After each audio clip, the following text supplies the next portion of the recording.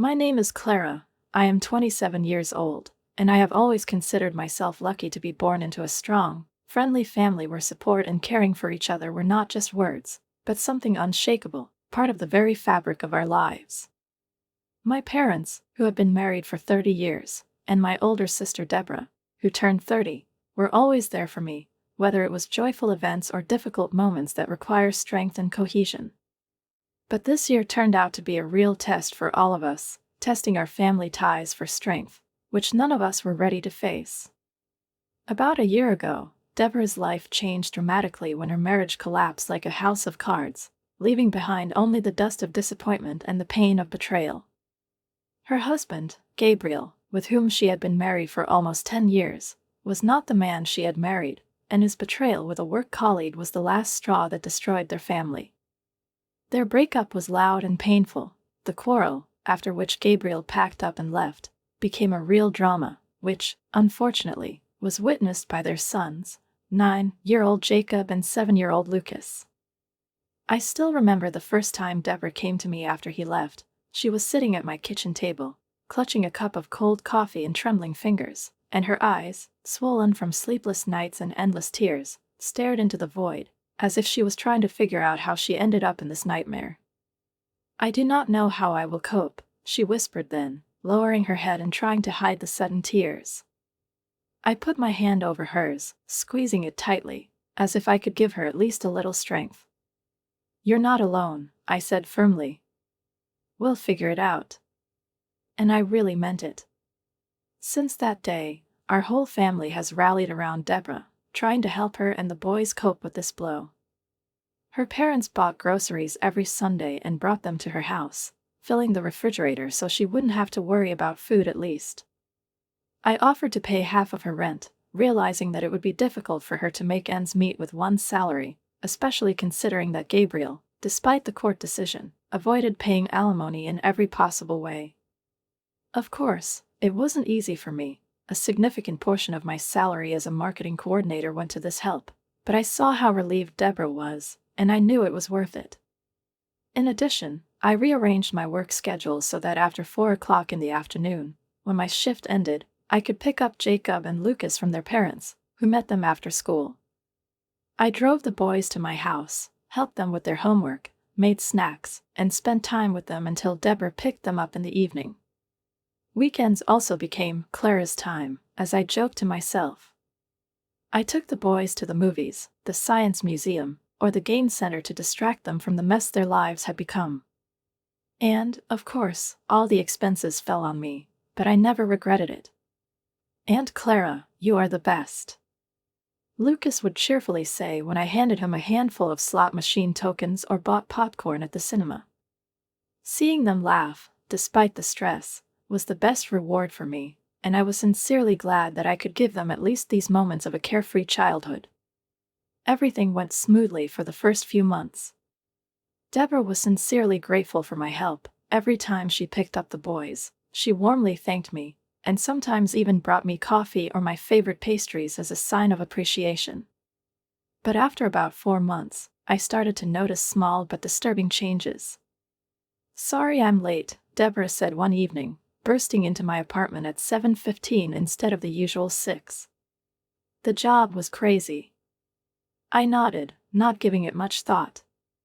But the following week, the situation repeated itself. A week later, she arrived 2 hours later, citing tight deadlines. "This project is killing me," she gasped, flexing her shoulders, but I noticed that she looked different this time. Her hair was neatly arranged in a stylish hairstyle, her makeup looked more saturated than usual, smoky eyes and red lips did not fit in with her usual image of an exhausted single mother. She was wearing a new low-cut blouse that I hadn't seen before, and there was something different about her look, as if there was something she was trying to hide. "New luck?" I asked, trying to sound casual. She shrugged, smiling at the corners of her lips. "I'm just trying to feel good again," she replied, and then, after a moment's hesitation, she added, "I've been rethinking a lot since Gabriel."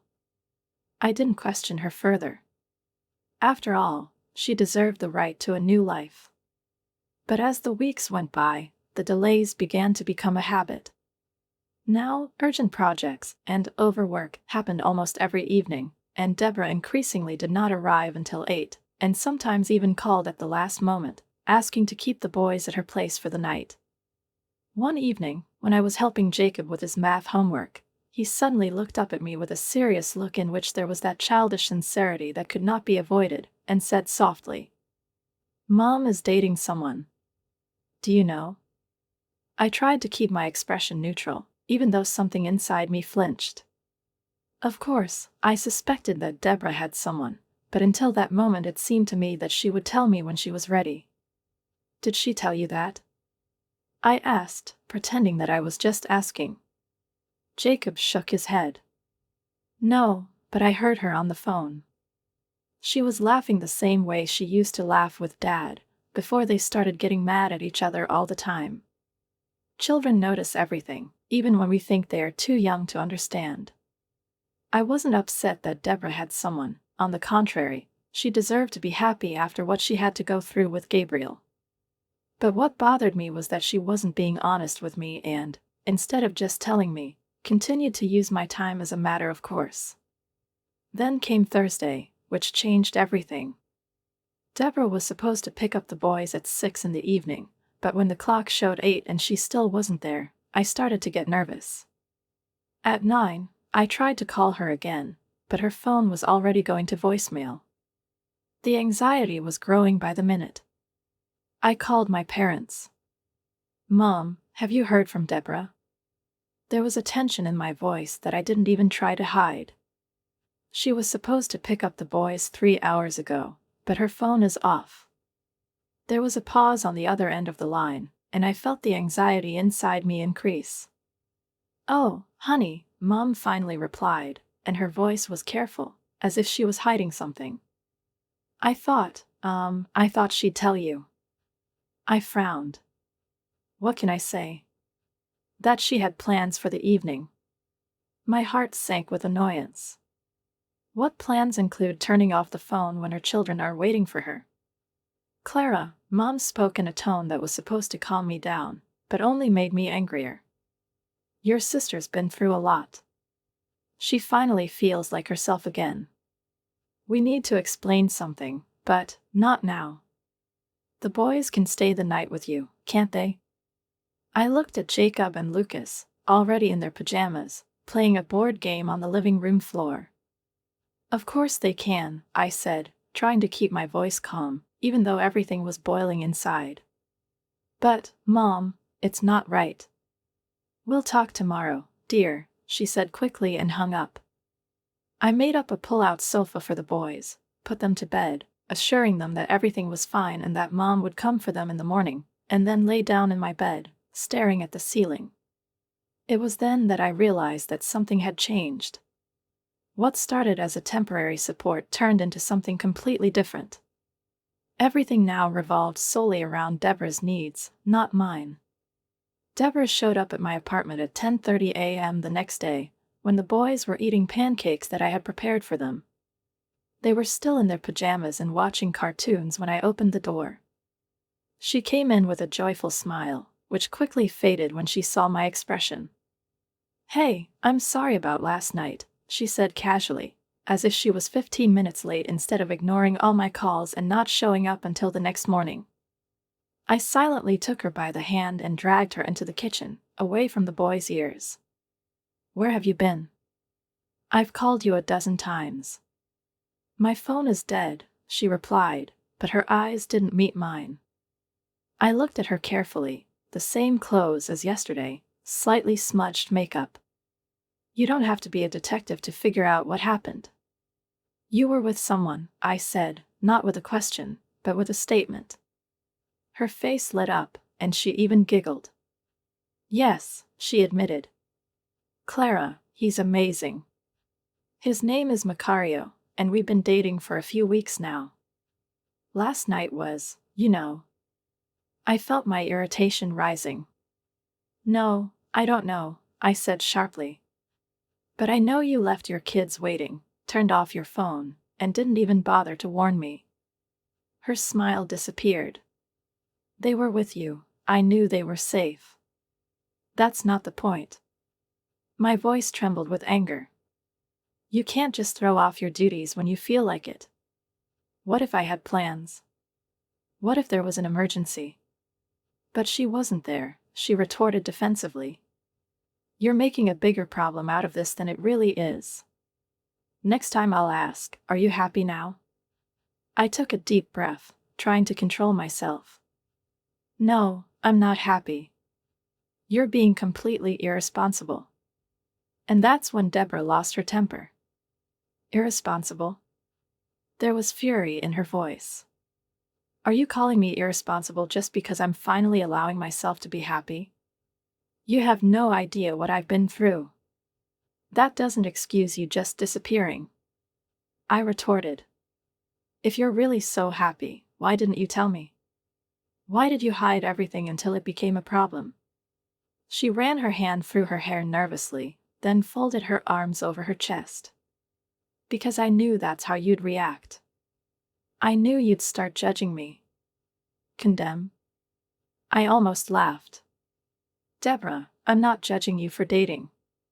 I condemn you for thoughtlessly dumping your children on me, as if it were my responsibility. I thought you wanted to help. I want to help, but I don't want you to take it for granted.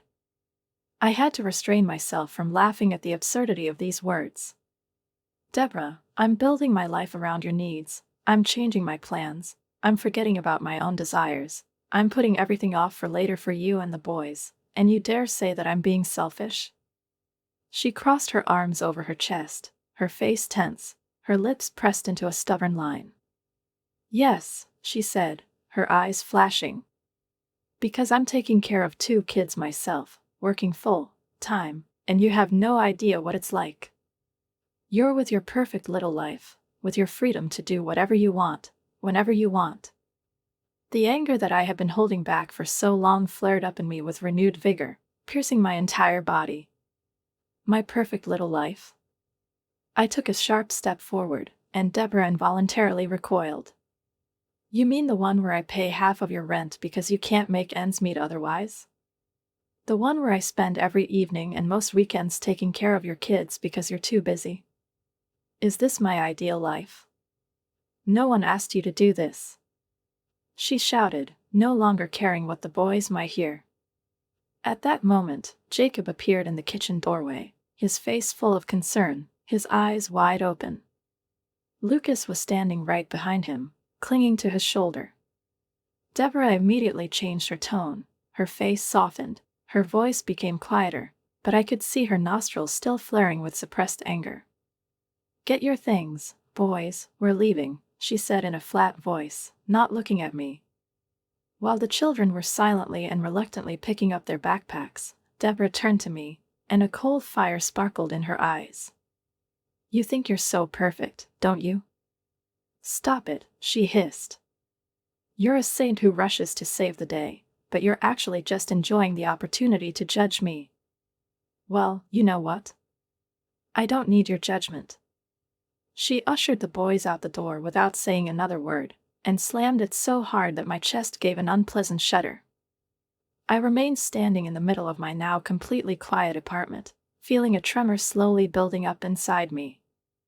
I could still hear that door slamming in my head, like a symbol of something that had just broken between us. Less than an hour later, the phone rang. Mom's name appeared on the screen. What did you tell your sister? A sharp voice rang out, without the slightest hint of a greeting.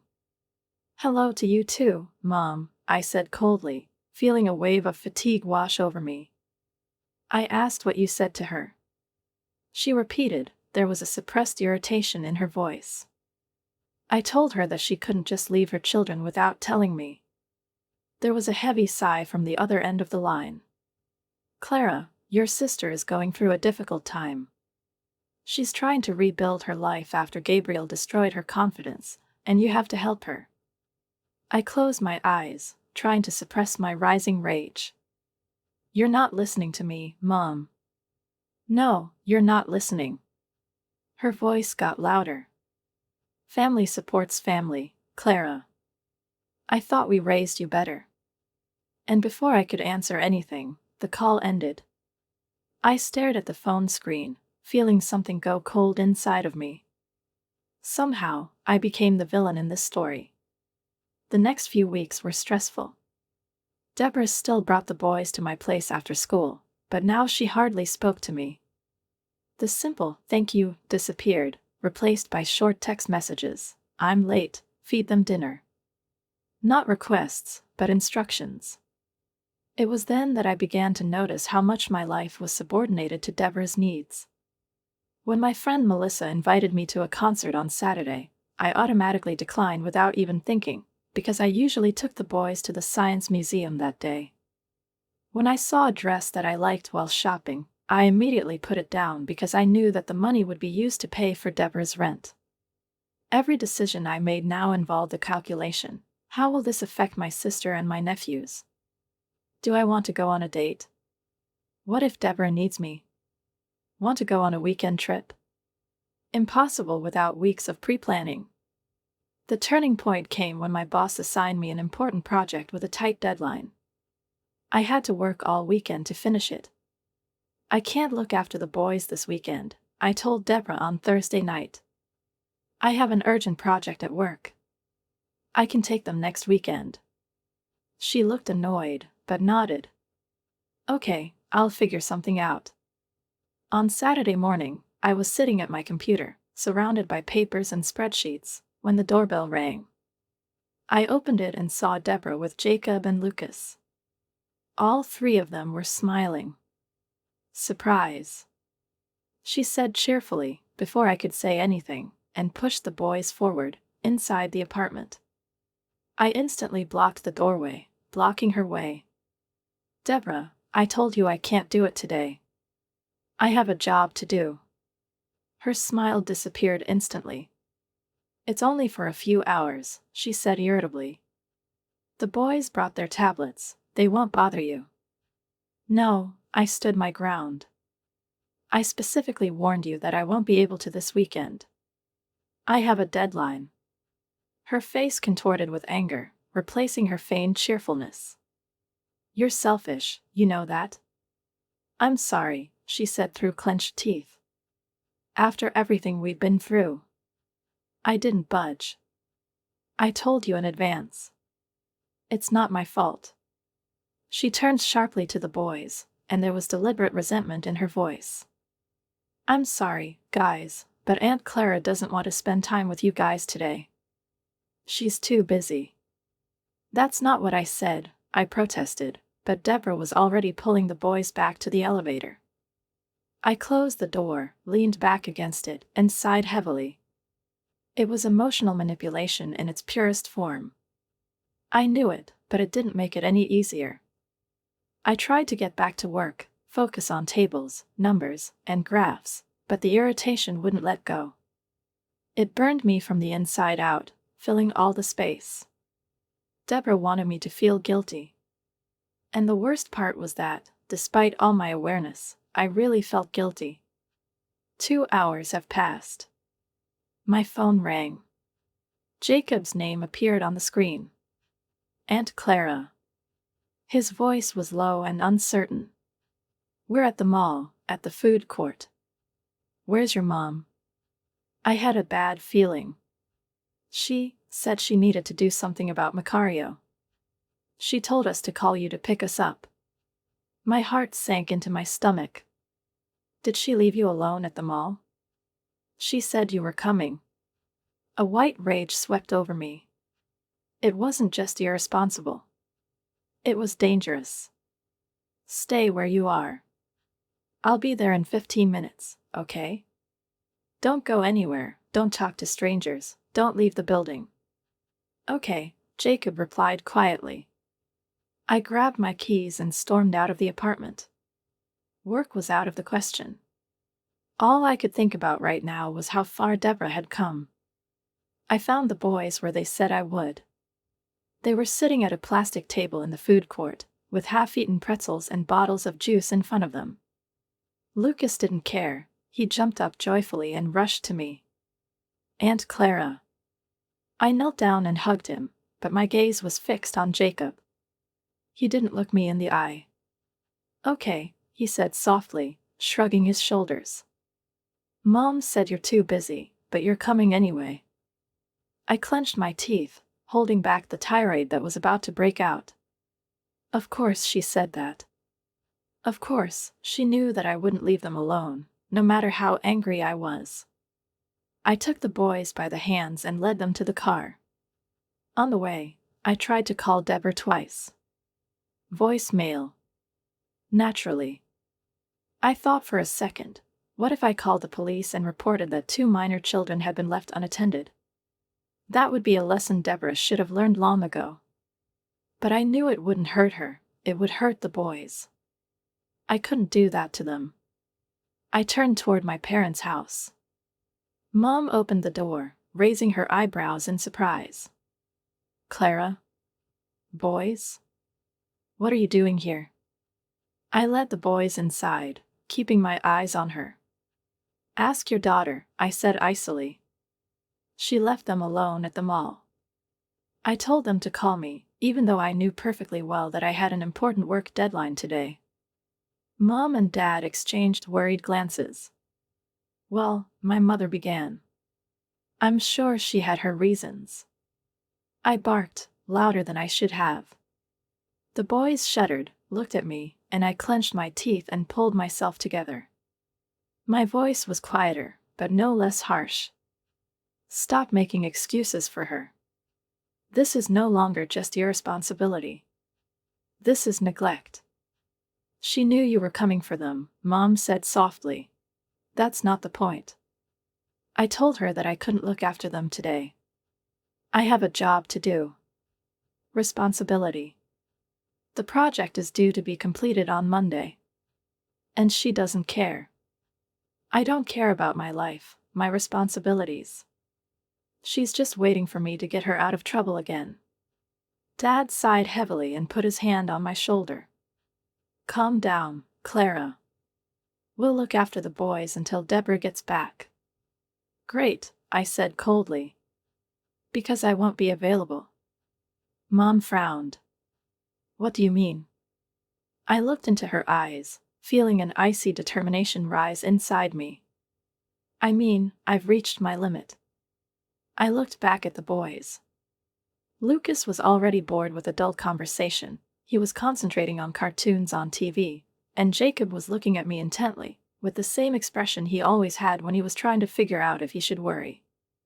I didn't want him to worry. I loved them both, but I couldn't go on living like this anymore. For months, years, I've been rebuilding my life for Deborah. I adjusted my weekends to her schedule. Rescheduled dates, refused to meet with friends, saved money to pay half of her rent. And in return, I got what? Her neglect. Condemnation. Manipulation.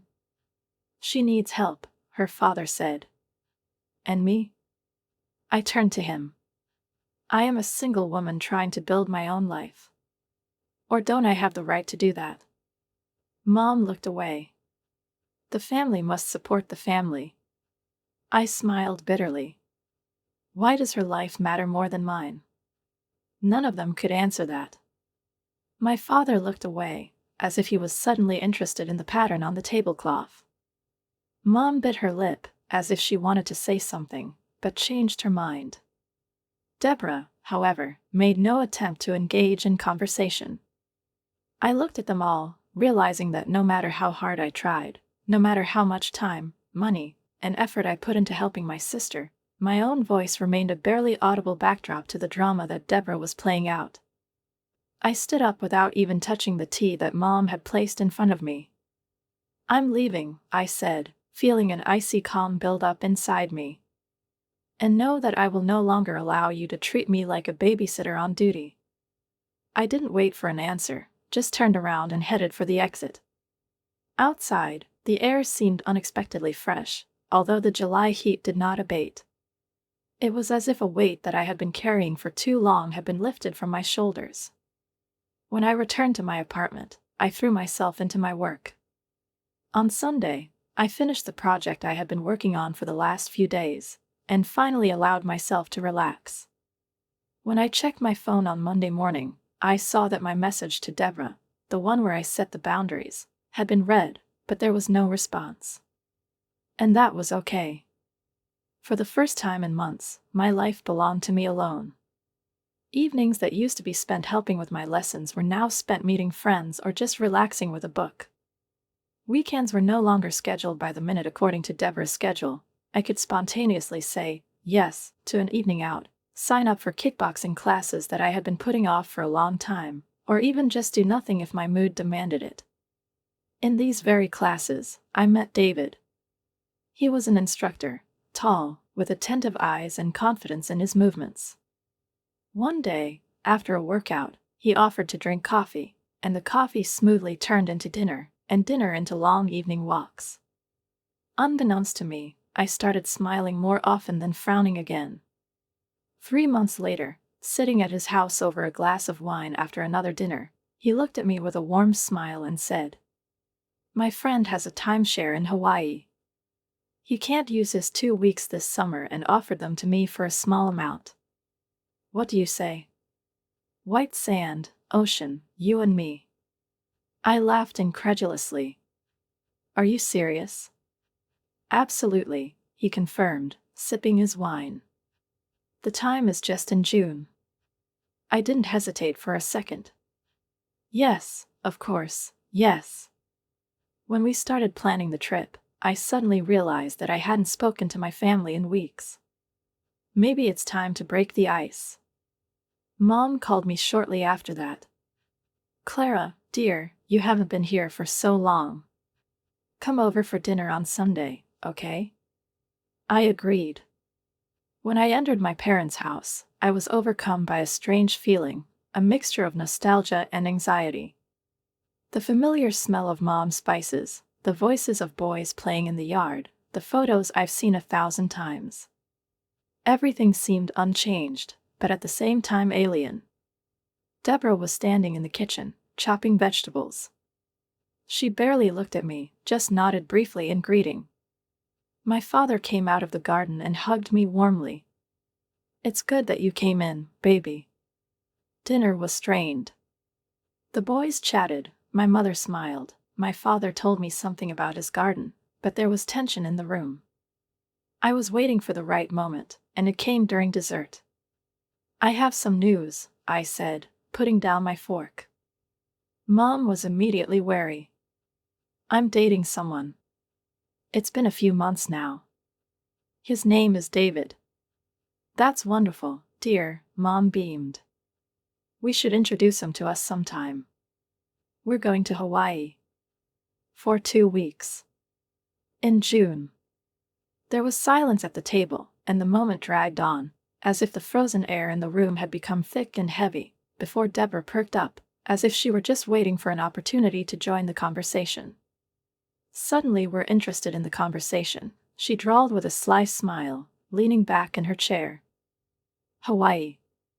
She repeated the word as if she were savoring it on her tongue, as if she could already feel the salty sea breeze and the hot sand under her feet. "It sounds perfect," she continued with exaggerated delight. "The boys have summer holidays, and I have accumulated vacation time." I stared at her, not immediately understanding what she was getting at. "What?" That was all I could say, but Deborah had already turned to her sons with a wide, beaming smile that never boded well for me. "Did you hear that?" she said, clapping her hands, as if announcing good news. "Aunt Clara is taking us all to Hawaii." "Really?" Lucas cried out, his eyes flashing with joy, and his body leaned forward in excitement. "Are we going to Hawaii?" "No," I said firmly, feeling anger rise in me, but holding it back, trying to keep my voice level. "I'm going to Hawaii with David. This is a trip for 2. Deborah's smile didn't even waver, which only made me even angrier. "Don't be silly," she said lightly. "There's enough room for all of us. You'll pay for the tickets, after all, you haven't helped for months." I turned sharply to my parents, expecting to see on their faces at least a glimmer of common sense, at least a shadow of understanding that this was absurd. But they just nodded silently, as if what Deborah said made sense, as if it was self-evident. "No," I said, getting up from the table, feeling the fire of righteous anger ignite inside me. "You and the boys aren't coming to Hawaii with us. This is a romantic vacation with my boyfriend, not a family trip." Mom sighed, and I noticed how her fingers nervously tightened on the napkin. "Clara," she said carefully, as if choosing her words, "don't you think you're being a little selfish? It would mean so much to the boys." That word again. She's selfish. It's a word they've used against me over and over again. It became a weapon that they didn't hesitate to use whenever I tried to set boundaries. I laughed, but there was nothing funny about it. "Let me tell you what real selfishness is," I said, looking directly at Deborah. "That's expecting me to pay half of your rent for the year. It's taking your kids to my place whenever you want, without even asking me in advance. It's throwing them at the mall when I specifically said I was busy."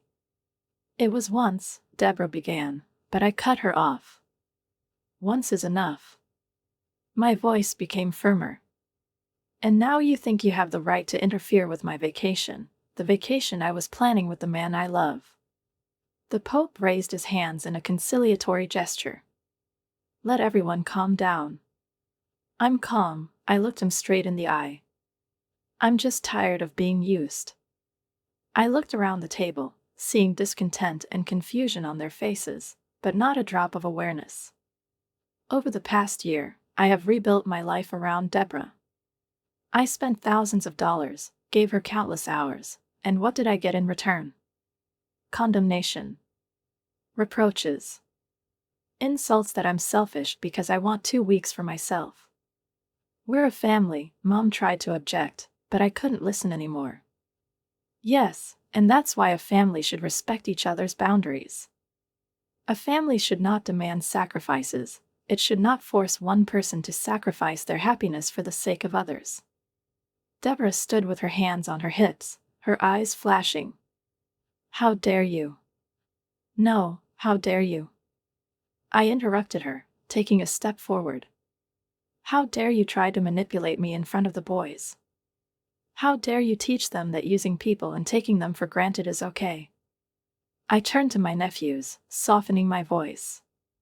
"I'm sorry, boys," I said sincerely, and I could see the incomprehension in their eyes, but also the shadow of doubt that crossed Jacob's face. He was old enough to suspect something. "I know you're disappointed, but this trip is for adults only. Maybe we can do something special together another time." Lucas looked like he was about to cry, but Jacob just looked down, avoiding my gaze. I exhaled heavily. "I'm leaving," I told my parents. "When you are ready to respect my decisions and my life, we can talk." I turned around and walked out, leaving a silence soaked in surprise and indignation. My phone vibrated in my pocket while I was in the car. Expected. I didn't even look at the screen. I knew it was Deborah. When I finally got home, my phone literally exploded with messages. "The boys are crying because of you. A family should help each other. I can't believe you're so heartless." I closed my eyes, took a deep breath, and just turned off my phone. 2 weeks later, David and I were already sitting on the plane, holding each other's hands, anticipating the sound of the surf, the smell of salty air, and the taste of long-awaited freedom. I hardly checked my phone in those weeks, completely immersed in preparing for the trip, trying to complete all important projects at work so that nothing could overshadow my long-awaited trip. When I finally glanced at the screen, I saw that Deborah had taken the opportunity to post a passive-aggressive post on social media about some selfish sisters who put their own pleasure above family obligations. I felt a familiar pang of guilt, but I quickly pushed it away. I won't let her impose that burden on me again. Hawaii was even more beautiful than David and I could have imagined. Clean water, warm wind, dazzling sunsets that seemed unreal, and 2 blissful weeks completely free from any obligations. All we had to decide was which beach to visit in the afternoon and which restaurant to go to in the evening. We swam, explored the island, tasted exotic dishes, laughed, enjoying every moment together. On our last evening, we were walking along a deserted beach, known locally as the Moon Star, when David suddenly stopped, took my hand and looked into my eyes with such depth and tenderness that it took my breath away. "These last 2 weeks have been the best of my life," he said softly. "Actually, the last few months with you have made my life better than ever." I was about to answer, but he suddenly slowly got down on one knee, and my breath caught in my throat. A small velvet box appeared in his hand, and when he opened it, the moonlight sparkled on a perfectly cut diamond. "Clara, I know it hasn't been that long, but I've never been so sure of anything. Will you marry me?" Tears began to flow, and I nodded without hesitation. "Yes. Of course, yes." David put the ring on my finger, and I looked at it. A simple, elegant diamond shimmered in the moonlight, seeming to absorb all the magic of this moment. When we returned home, everything seemed a little different. Familiar things now carried a sense of something new and exciting. David and I were talking about the future, and one evening he suggested, "My lease expires next month. I would rather invest this money in our future together. Maybe I'll move in with you." The answer was obvious. Of course, I want us to live together. A few days later, without hesitation, I posted a photo of the wedding ring on social media, not expecting it to cause any special reaction. But the next morning, the phone rang. "Clara, I saw your post. Congratulations, dear." Mom's voice sounded unexpectedly warm. "Thank you, Mom," I replied, restrained, fearing where the conversation would turn. She hesitated, and then uttered words I never expected to hear. "Your father and I have been talking, and we want to apologize. We were so focused on helping Deborah that we didn't think about how it was affecting you." I froze. In all that time, no one has ever admitted that my feelings mattered either. "We would really like you and David to come to dinner with us this weekend. Your sister and the boys will be there too." I hesitated. "Mom, I'm not sure that's a good idea." "Please," she said softly, almost pleadingly. "We want to fix everything." After a long discussion with David, I decided to give them a chance. When we entered our parents' house on Saturday, something in the atmosphere felt different. Mom hugged me tightly, and Dad shook David's hand with a sincere warmth that I hadn't seen in a long time. Deborah was a little distant, but at least she didn't show hostility. And the boys, as soon as they saw me, rushed to me. "Aunt Clara, we've missed you so much," Lucas exclaimed, wrapping his arms around my waist. I smiled and ran my hand through his hair. "I missed you too, buddy." At dinner, his parents tried to get to know David better, asking about his work, interests, and plans. Deborah was silent for most of the evening, but, surprisingly, did not allow herself a single caustic remark. When Mom raised a glass to David and me, I caught her warm gaze on me. "We couldn't be happier for both of you," she said sincerely. Deborah didn't apologize that night, but the next day she sent me a message. "Can we have coffee next week?" I stared at the screen for a long time, thinking, but still replied, "Good." Our relationship with her remained difficult, but at least we started talking to each other. In the following months, I found a new balance. I still spent time with my nephews, but now it was on my terms, when I was free and wanted it, and not because it was expected of me. David and I have been building our life together, planning a wedding for next year. Deborah gradually became more independent. She got a promotion, started paying the rent herself, and became more responsible with the boys. Did my confrontation with her play a role in these changes? I didn't know for sure. But I knew one thing: when I finally put my happiness first, I became a better person, as a sister, as an aunt, as a partner. Sometimes the most loving thing you can do for your family is to love yourself enough to set boundaries. And this is not selfishness. It's a necessity. Write a comment on what you think about this story and don't forget to subscribe to the channel and like it. See you soon.